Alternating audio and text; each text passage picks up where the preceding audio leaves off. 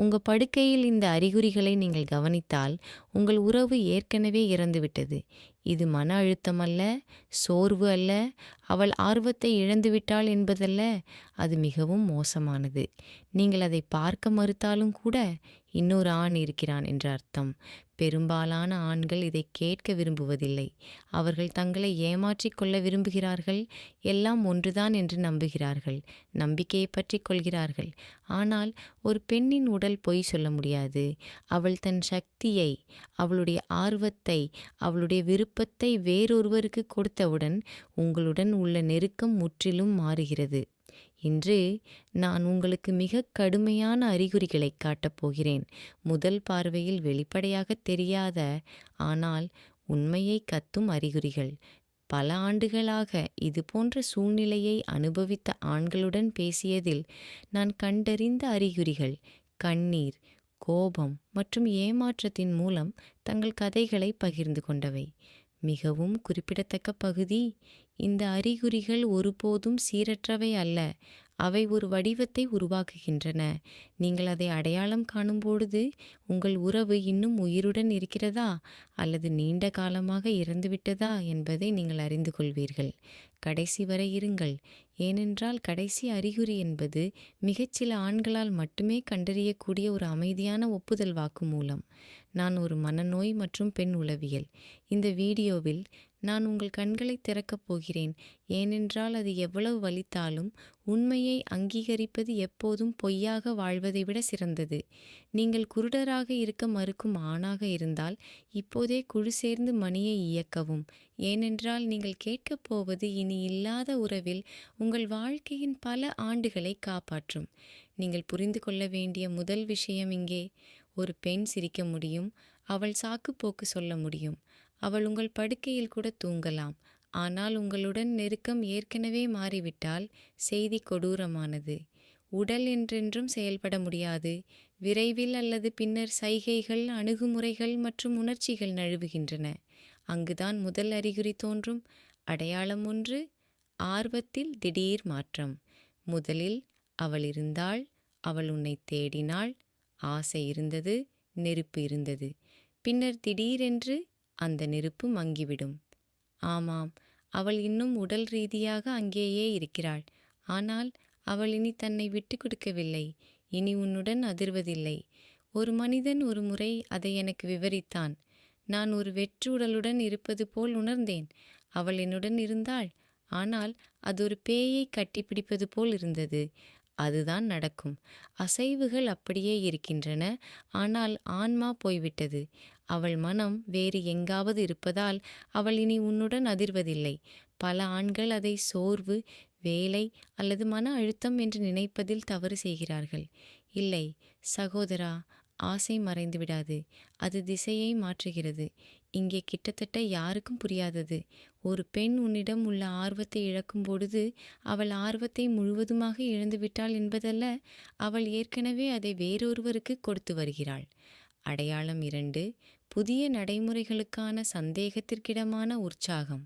இது பல ஆண்களை குழப்புகிறது.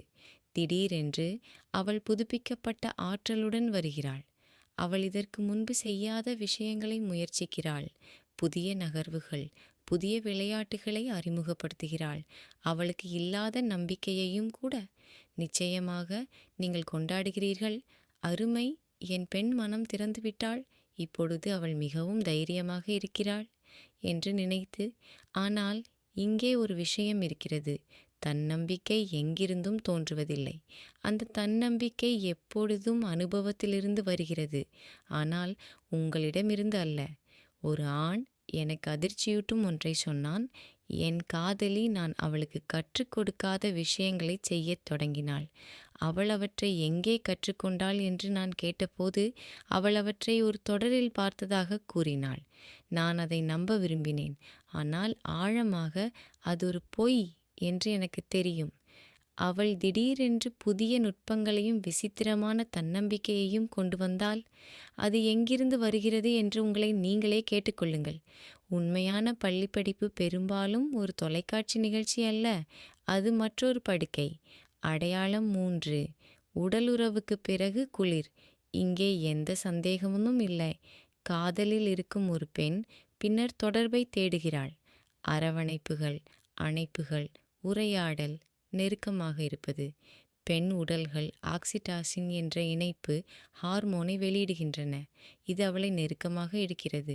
ஆனால் அவள் முடித்துவிட்டு விலகிச் செல்லும் பொழுது எதுவும் நடக்காதது போல் அவளுடைய தொலைபேசியை பிடிக்கிறாள். அல்லது அதைவிட மோசமாக உன்னை கழுவ முயற்சிப்பது போல் குளிக்க விரைகிறாள். உங்கள் கண்களுக்கு முன்னால் உண்மை இருக்கிறது. ஒரு ஆண் என்னிடம் சொன்னான், அவள் முதல் முறை அதைச் செய்தபோது அது சாதாரணமானது என்று நான் நினைத்தேன். ஆனால் அது ஒரு பழக்கமாகிவிட்டது.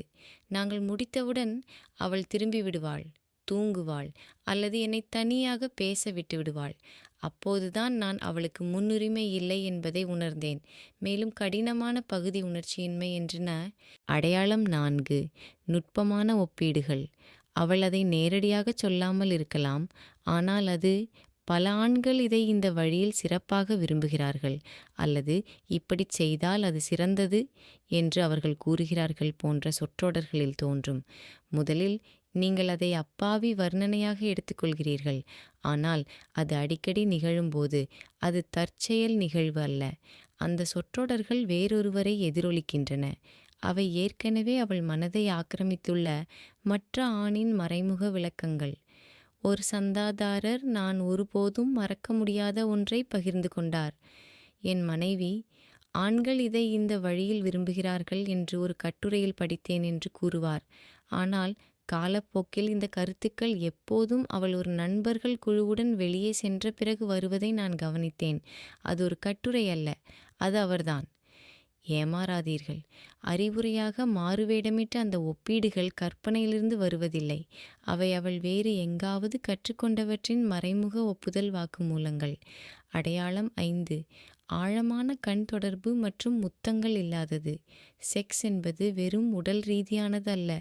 உண்மையான தொடர்பு கண்களில், ஆன்மா ஆழமான முத்தங்களில், 2 பேர் இன்னும் இணைந்திருக்கும் போது ஏற்படும் அமைதியான கொடுப்பதில் நிகழ்கிறது. ஆனால் அவள் உன் கண்களை தவிர்க்கும்போது, அவளுடைய முத்தங்கள் ஆழமற்றதாக இருக்கும்போது, அவள் வெறும் அசைவுகளில் ஈடுபடுவது போல் உணரும்போது, அது எந்த வார்த்தையையும் விட சத்தமாக இருக்கும். ஒரு மனிதன் என்னிடம் சொன்னான், நாங்கள் கடைசியாக காதலித்த போது அவள் என்னை பார்க்கவே இல்லை என்பதை நான் கவனித்தேன். அவள் கண்களை மூடிக்கொண்டாள், முகத்தை திருப்பிக் கொண்டாள், என் வாயை தவிர்த்தாள். கண் தொடர்பு மற்றும் ஆழமான முத்தங்கள் அன்பின் வெப்பமானி. அவள் அவற்றை தடுத்து நிறுத்தினால் அது அவள் அவற்றை வேறொருவருக்காக காப்பாற்றுவதால்தான். அடையாளம் 6. வழக்கமான மற்றும் இயந்திர செக்ஸ். எந்த உணர்ச்சியும் இல்லாததால் இந்த வலி கொடூரமானது. சந்திப்பு ஒரு இயந்திர செயலாக மாறுகிறது. முன்முயற்சி இல்லை, ஆச்சரியமில்லை, தீப்பொறி இல்லை. இது ஒரு ஒப்பந்தத்தை நிறைவேற்றுவது போன்றது. மீண்டும் மீண்டும் வரும் நிலைகள், கணிக்கக்கூடிய அட்டவணைகள், ஒவ்வொரு முறையும் அதே வரிசை. ஒரு காலத்தில் நெருப்பாக இருந்தது, இப்பொழுது ஒரு மன சரிபார்ப்பு பட்டியல். ஒரு மனிதன் பகிர்ந்து கொண்டான், நான் மட்டுமே தொடங்குபவனாக இருந்த ஒரு புள்ளி வந்தது. அவள் ஒப்புக்கொண்ட போது அவள் மிகவும் குளிராக இருந்தாள்.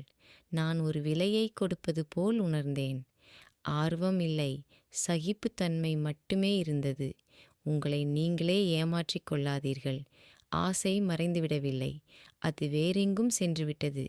அவள் ஒரு காலத்தில் உனக்கு கொடுத்தது இப்போது வேறொரு படுக்கைக்கு செல்கிறது. இந்த அறிகுறிகள் ஏற்கனவே உன்னை சிந்திக்க வைத்தால் காத்திரு. அடுத்தவை இன்னும் ஆபத்தானவை. அவை உடலையோ அல்லது பார்வையையோ மட்டுமல்ல, ஆழமான நெருக்கத்தையும் பாதிக்கின்றன. ஒரு பெண் மறைக்கும் பாதிப்பு என்பது அவள் ஏற்கனவே வேறொரு ஆணுக்காக ஒதுக்கி வைத்திருக்கிறாள் என்பதாகவும். அடையாளம் 7. அவளுடைய நெருக்கத்தின் தீவிர பாதுகாப்பு. அவள் ஒரு காலத்தில் சுதந்திரமாகவும் வசதியாகவும் பயமில்லாமல் இருந்திருக்கலாம். ஆனால் இப்போது அவள் திடீரென்று ஒளிந்து கொள்கிறாள். விளக்குகளை அணைக்கிறாள், சில நிலைகளை தவிர்க்கிறாள், தன் உடலை விரிப்புகள் அல்லது கைகளால் மூடுகிறாள். ஒரு ஆண் கண்ணீருடன் பகிர்ந்து கொண்டான், அவள் என்னை பார்க்க, அவளை அனுபவிக்கச் சொன்னாள். இப்பொழுது அவள் தடை செய்யப்பட்ட நிலம் போன்ற சில பகுதிகளை தொடக்கூட அனுமதிக்கவில்லை. என் சொந்த படுக்கையில் ஒரு அந்நியனைப் போல உணர்ந்தேன். தவறாக எண்ணாதே. ஒரு பெண் உன்னிடமிருந்து மறைந்தால் அது அடக்கமல்ல. ஏனென்றால் அந்த பாதிப்பு இன்னொருவருக்கு வழங்கப்படுகிறது. அடையாளமிட்டு படுக்கையில் நிலையான கவனச்சிதறல்கள். இங்கே துரோகம் இனி உடல் ரீதியானதல்ல, அது மன ரீதியானது. உடலுறவுக்கு பிறகு அவள் தன் தொலைபேசியை பிடிக்கிறாள். அவளுடைய கவனம் சிதறுகிறது. பார்வை அலைபாய்கிறது. முகபாவனை சலிப்பை காட்டுகிறது. அவள் உடல் ரீதியாக உன்னுடன் இருந்தாலும் அவள் மனதளவில் வேறெங்கோ இருக்கிறாள். ஒரு பின்தொடர்பவர் ஒப்புக்கொண்டார். ஒரு இரவு முடித்த பிறகு அவள் தன் தொலைபேசியை பிடித்தாள். அவள் யாருக்கோ குறுஞ்செய்தி அனுப்புவதை நான் பார்த்தேன். அப்போதுதான் நான் உணர்ந்தேன், அவள் செக்ஸ் விரும்பவில்லை என்பதல்ல, அவள் என்னுடன் அதை விரும்பவில்லை என்பதே அது. கவனம் என்பது நெருக்கத்தில் மிகவும் மதிப்புமிக்க நாணயம். அவள் அதை கொடுக்கவில்லை என்றால் வேறு யாரோ அதை பிடிக்கிறார்கள். அடையாளம் 9. உன்னை மகிழ்விப்பதில் ஆர்வமின்மை. முன்பு அவள் உன் இன்பத்தை தேடினாள். நீ அதை அனுபவிக்க வேண்டும் என்பதற்காக முயற்சி செய்தாள். ஆனால் இப்பொழுது அவள் விரும்பவில்லை. அவள் தன் மீது கவனம் செலுத்துகிறாள். அல்லது அதைவிட மோசமாக, அந்த தருணத்தை உயிருடன் வைத்திருப்பதில் கூட கவலைப்படுவதில்லை. ஒரு மனிதன் என்னிடம் சொன்னான், நான் மட்டுமே எதையாவது தூண்ட முயற்சிக்கிறேன் என்பதை உணர்ந்தேன். அது முடிவடையும் வரை அவள் அங்கேயே காத்திருந்தாள். நான் எப்படி உணர்ந்தேன் என்பதை பற்றி அவள் கவலைப்படவில்லை. உண்மையான ஆசை எப்போதும் பரஸ்பரத்தை நாடுகிறது. உன்னை மகிழ்விப்பதில் அவள் அக்கறை கொள்வதை நிறுத்தும்போது அவளுடைய ஆர்வம் வேறு இடத்தில் இருப்பதால்தான். ஆர்வம், பார்வை, ஆர்வம் மற்றும் பகிரப்பட்ட நெருக்கம் ஆகியவற்றில் ஏற்படும் மாற்றங்களைப் பற்றி நாங்கள் பேசியுள்ளோம். ஆனால் கடைசியாக ஒரு பகுதி மட்டுமே உள்ளது. அடையாளம் 10. விளக்கமில்லாமல் திடீர் நிராகரிப்பு. இது